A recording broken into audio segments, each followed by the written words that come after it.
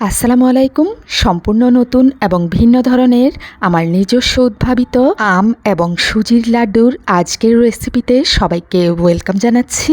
দেখেই বুঝতে পারছেন এটা কতটা ইয়াম্মি হয়েছিল। তো চলুন তাহলে পুরো রেসিপিটি শেয়ার করছি। প্রথমেই পাকা আমকে ছিলে নিতে হবে, এরপর এটাকে ম্যাশ করে নিতে হবে। আমকে ম্যাশ করে নেওয়ার পর আবার চেলে নিতে হবে যাতে দানা দানা না থাকে। আমের কালার যতটা লাল হবে রেসিপিটা দেখতে তত সুন্দর হবে। তো আমকে এই মেশিনটার সাহায্যে ম্যাশ করে নেওয়ার পর এবার আমি চেলে নিয়েছি।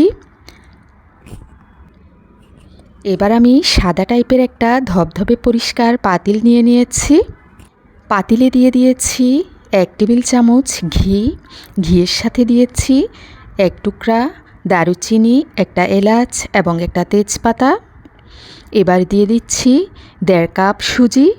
পাকা আম দিয়ে আমি যে লিকুইডটা তৈরি করেছিলাম সেখানে 2টো আম দিয়েছি, আর সুজি দিয়েছি 1.5 কাপ পরিমাণ। সুজিকে ঘিয়ের সাথে ভালো মতো ভেজে নিতে হবে।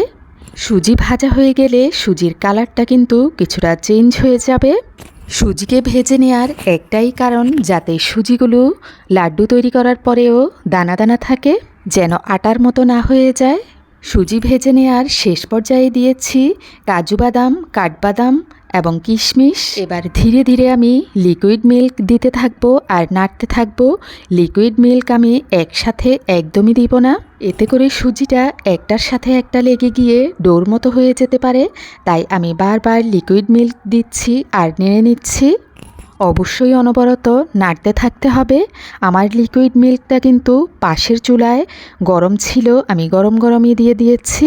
আম যেহেতু মিষ্টি তাই আমি দিয়ে দিয়েছি আধা কাপ চিনি। চুলার হিট আমি প্রথম থেকেই রেখেছি মিডিয়াম থেকেও কিছুটা কমে। প্রথম থেকেই দেখতে পাচ্ছেন আমি নাড়ছি আর এক একটা উপকরণ অ্যাড করে নিচ্ছি। এ পর্যায়ে এসে দিয়ে দিয়েছি গুঁড়ো দুধ 1 কাপের মতো।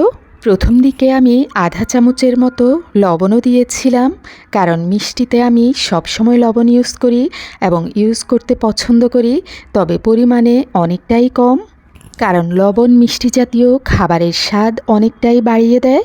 তো একদম শেষ পর্যায়ে আমি অ্যাড করে নিয়েছি আমের লিকুইড।